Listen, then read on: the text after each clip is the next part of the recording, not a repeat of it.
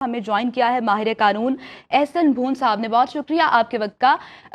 ज़रा हमें कानून की रोशनी में बताएगा कि किस हद तक, जिस तरह से हमने सुना कि जस्टिस काजी फायज़ ईसा की जानिब से भी कहा गया कि पत्थर पर लकीर होगी ये 8 फरवरी की डेट, और इसी हवाले से उन्होंने तमाम लोगों से पहले दस्तखत भी करवाए हैं, तो क्या इसमें अब भी कोई शक की गुंजाइश रहती है कि 8 फरवरी की डेट जो है उसमें कोई तब्दीली आ सकती है? मैं ये समझता हूँ कि इस पे कोई दूसरी राय नहीं है। जब सुप्रीम कोर्ट ने मामला टेकअप कर दिया है और टेकअप कर लिया है, और जो हमारी हाईएस्ट कोर्ट है और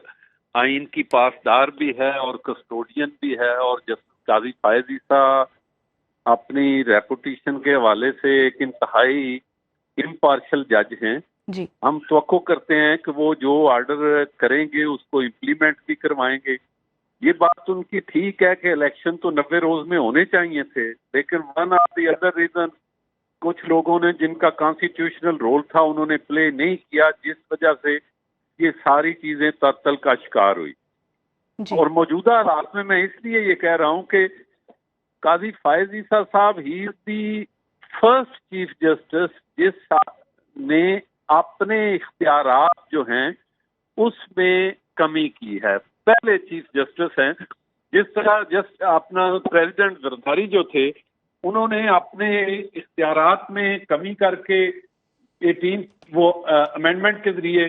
उन्होंने एक पार्लिमानी निज़ाम को तकवीयत बख्शी। इसी तरह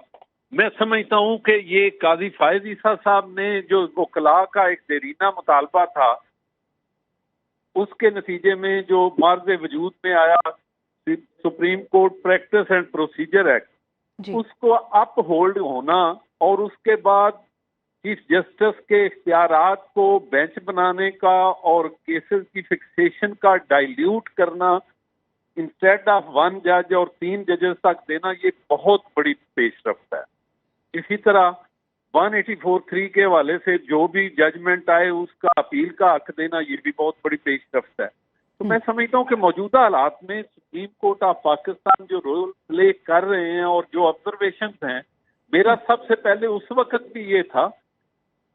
कि under the garb of mutilation of constitution अपने ओहदों के को इस्तेमाल करते हुए, जैसे अभी ऑब्जर्वेशन आ रही है कि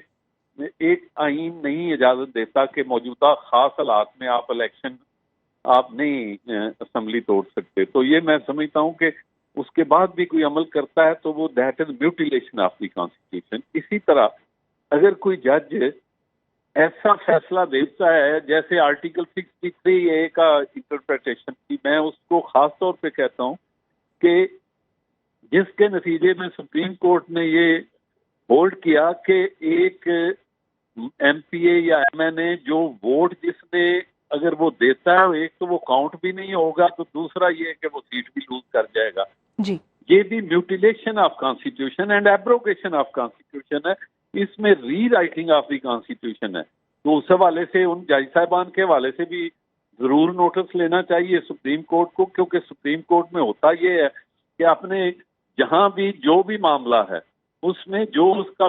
अपना अदारा है उसके जो कुलीग हैं उनको तो सेव कर लेते हैं, बाकी जो अदारे हैं उनको अपना डराते धमकाते या उनकी सरजनिश करते हैं या उनके खिलाफ एक्शन लेते हैं। मैं समझता हूँ कि इसमें जैसे 4 दिन पहले जस्टिस मंसूर अली शाह साहब ने एक ऑब्जर्वेशन दी और फैसला दिया अपने नोट में कि जज साहिबान और जो फौजी जर्नैल हैं उनके खिलाफ अगर कोई डिपार्टमेंटल एक्शन होता है तो उसके बाद नैब को ये इख्तियार होना चाहिए कि वो प्रॉबिन करे और उनसे रिकवर करे जो लूटेड एंड मनी है। ये बिल्कुल बड़ी अच्छी बात है। ये चीजें जो है जिस तरह आगे आगे चल रही हैं, मैं समझता हूँ कि काजी फायज़ ईसा साहब का मौजूदा रोल जो है